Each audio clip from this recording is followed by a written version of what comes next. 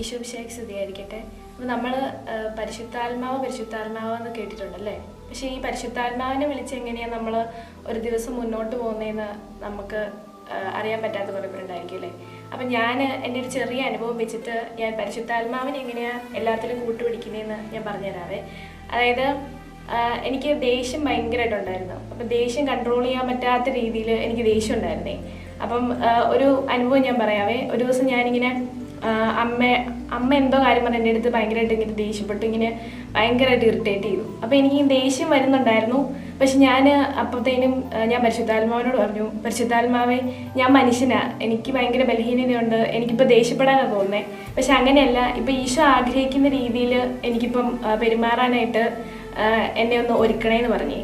എന്നിട്ട് ഞാൻ അകത്തോട്ട് കയറി പോയി. എന്നിട്ട് ഞാൻ ഒരു ജ്യൂസ് ഉണ്ടാക്കി. അപ്പം ഞാൻ അമ്മയോട് എനിക്ക് ദേഷ്യം ഓൾറെഡി മനസ്സിലുണ്ട്.